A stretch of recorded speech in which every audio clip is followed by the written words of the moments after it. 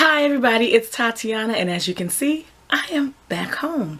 I also just washed my hair today, getting back home, so yeah, I'm not taking it out. There's no need for me to take it out. I have a couple days left on my holiday vacay, and I really need to use that time to get some things done in this house. We'll see if, like, I'm looking around my library now at the stuff that I have not put away that needs to be put away. So if I do nothing else, I at least need to put those things away. Anyhow, that's not what this video is about. I'm getting a little overwhelmed just looking at what's around me, because this is where I unpack my suitcase. So I pack and unpack my suitcase. So some of the things that I was going to pack and didn't take with me are in here, as well as everything that was in my suitcase, because that's in this room.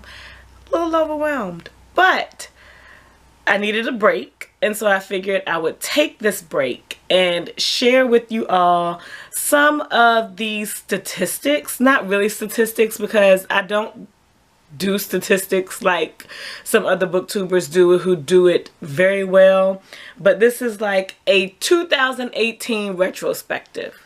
That's what it is.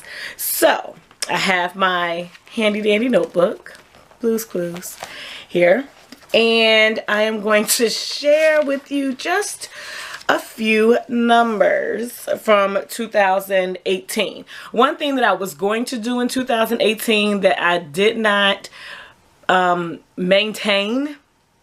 I started out doing it, and then I want to say I fell off before the end of January. That's another tracker I need to put in here, but do it in a different way, because I'll show you all. This is the tracker I created to track my pages for 2018, and hopefully you can see that. But as you can see, I dropped off, and y'all, I kid you not, this was like a January drop off. Because each of these squares is 100 pages. And yeah, like I read The Queen of the Night in January, and that's over 500 pages. And a couple of Ray Carson novels, over 500 pages.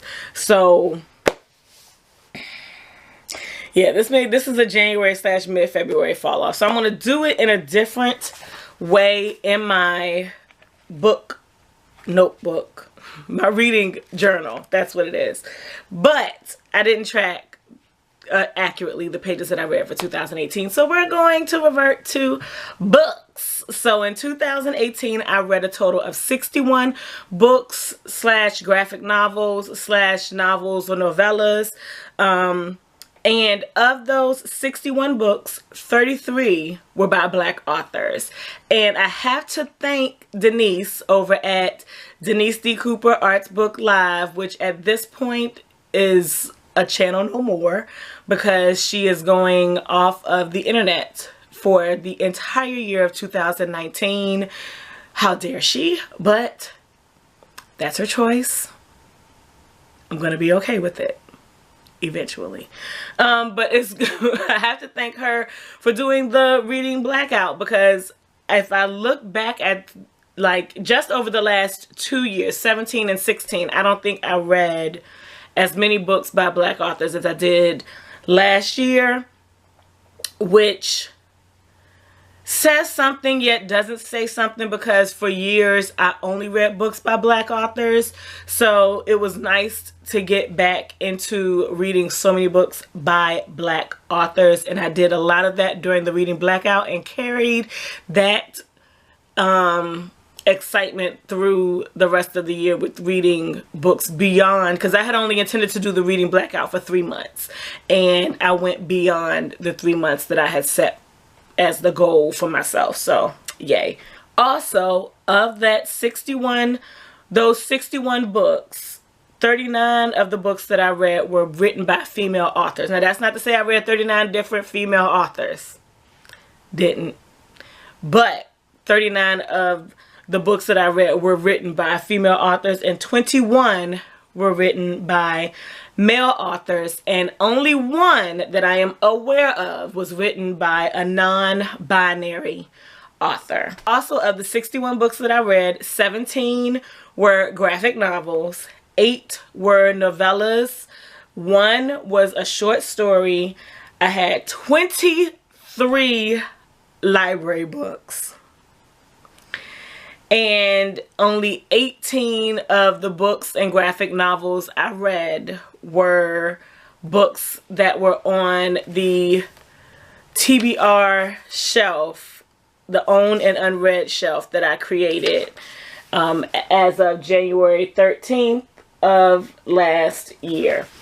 So yeah, my 2019 reading goals will help me get more out of or off of my shelves as far as having read the books than I did last year. And also I read 4 NetGalley e-arcs.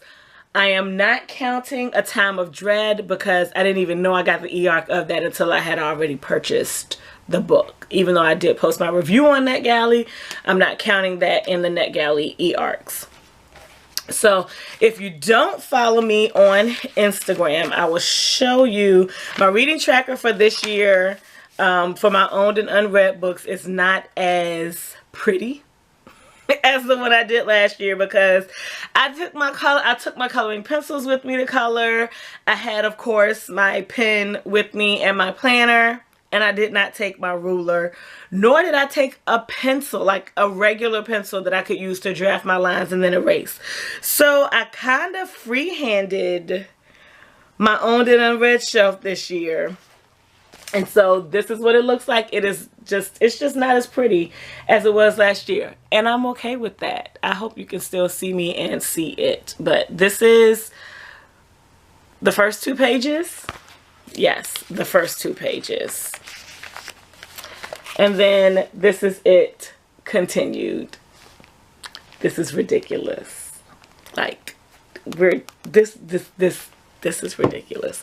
Yet another reason why the challenges that I do this year will only be coming from books on my bookshelf. So, yeah, that is all that I have for this video. If you would like to see a flip through of my reading journal as I have it, let me know, and I may try and set up and do that. People have been asking for a flip through of my planner for the past 2 years, and I haven't set up to do that yet, and there's a reason for that. I got to figure out how to do it, considering the fact that I have some sensitive information in my planners. And yeah, I don't want to have to deal with all of the editing that would be required to keep that information from the internet. So, but if you want to see a flip through of what I did last year and what I have for this year in my book journal, let me know. And I will do that. That's all that I have. I am rambling again because the more I look around this room, the more I'm like, you really don't need to be recording right now. But I needed a break. So I'm going to go. Thank you all for watching, and I hope you have a good weekend, whenever you see this video. Peace out.